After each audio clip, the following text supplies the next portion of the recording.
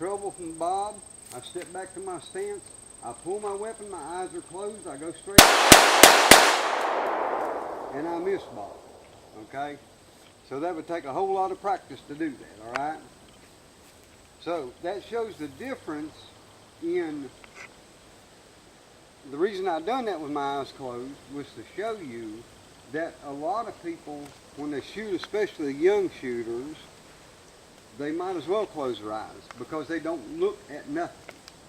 You've got to get the sight picture and you got to get that straight down on that gun goes straight into his chest. You can do that with your eyes open. You're not going to do very well with them closed. I'm going to try it one more time and that's going to end this video. But again, I got a problem. I hear a problem. I see a problem. I see Bob's got a knife. He's coming at me. I'm going to pull the weapon up. I'm going to go straight out. And 2 shells all I had. So I'm going to clear my weapon and look and see what I got. Cameraman, stay where you're at. Okay. Again. Bob's not faring very well as long as my eyes are open. Now I wanted to shoot that like I said with my eyes closed. I've tried it before. I can't hit nothing with my eyes closed. But I wanted to show you something because a lot of young shooters, new shooters, they might as well have their eyes closed because they don't lock onto the target and they don't pull that weapon up and go straight out. Go straight out from your chest to his chest. Both arms rigid. And the second thing is, don't let the gun bounce. Don't hold that gun loose in your hand. That weapon don't need to be held. Now I'm going to reload. I'm going to shoot a couple more times and we're going to be done here. Don't hold that weapon lightly. Hold that weapon like you want to handle it. And what I want to do, I'm going to do the same thing. There's no holes in Bob right now. Now what I want to do is I'm going to pull my weapon the same way, just like if I had danger here. I'm having to shoot Bob.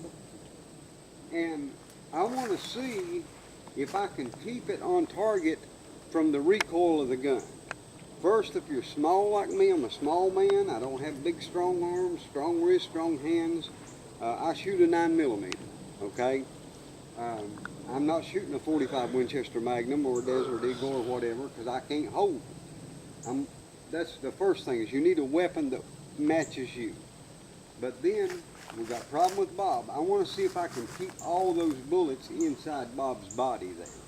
Because it don't help if I hit him once and miss him 15. That don't do no good.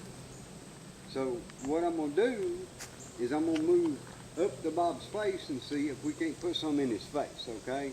And see if I can keep them in his face, all right? So I would step back, I'd pull the weapon, I'd go straight out, and I'm going a little higher, and I know that, but that's what I'm going to do, okay? But I'm going to do it one smooth motion here, okay? I'm going to step back, I'm going to pull the weapon up, I'm going to go straight out. Okay, now what I've done, I've shot 4 shots, and I'm going to show you what the 4 shots done. And this comes from holding the weapon tight.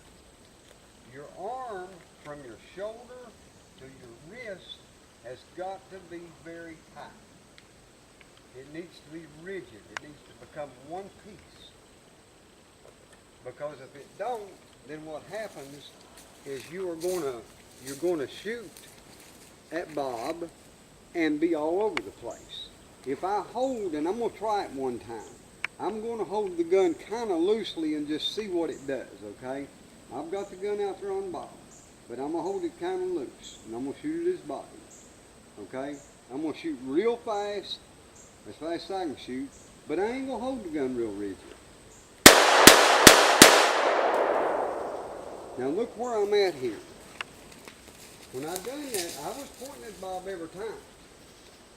But what I done is I put one here, one up here and missed. I did get one in him. That was probably the first one.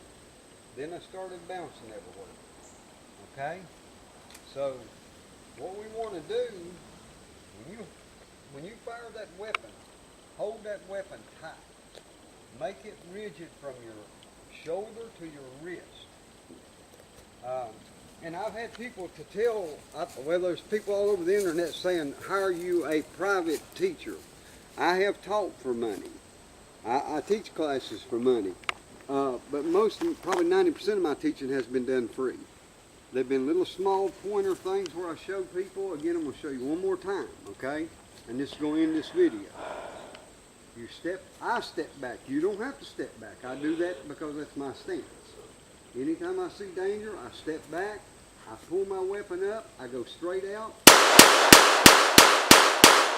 and I hold it rigid. You see how rigid the gun's held? I want my cameraman to walk around here and catch my face. Ease down through there, cameraman. Catch my face. I want you to look at my face. I'm not going to look at you, I'm still looking at Bob. That is exactly how I'm looking at Bob when I'm shooting at Bob. And that's exactly how I hold the gun. And if you'll see, my muscles are very tensed. I've got that gun held tight. A 9mm I can hold. A 44 Magnum I cannot. I'm empty, so I'm going to go ahead and clear my gun. And I'm going to put it back in my holster.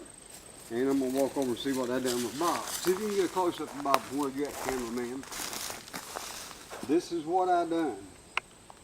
1, 2, 3, 4, 5, 6, 7, 8. There's a shot. I don't know where it came from. Probably earlier a while ago when I was flopping around holding the gun loose. This is holding the gun rigid. I kept all the bullets in Bob's vitals. Trust me, folks, when you do this, you probably won't get all these shots. Most of these shots will miss after Bob's on the floor kicking and dying. Okay? And we don't care if he dies or not. All we're doing is stopping him. That's all we're worried about. We shoot out in the woods a lot. Don't leave trash in the woods. Pick it up. Even if it's private land, even if it's your land or someone's land that you allows you to shoot on, pick it up. Trash looks horrible in the woods. Now we've got a few targets laying around stuff, but every now and then we come along and we pick them all up and get rid of them and clean up our area. But I don't leave little paper trash anywhere. Matter of fact, I've got a half-smoked cigarette here I'm going to get up and smoke. But that's all I've got today. It's Tray 54. Remember St. Jude's. If you can give to St. Jude's, give. If you got enough after you give St. Jude's to join NRA, join. And I'll tell you another thing. I'm not going to get political right now, but I'm going to do some political stuff. I think Donald Trump is the man that can pull this country back in a direction with the help of all the American people like you and like me in the direction it needs to go in, because it has went sour in the past few years. All right, folks, all I can say now is may God bless and thank you for watching.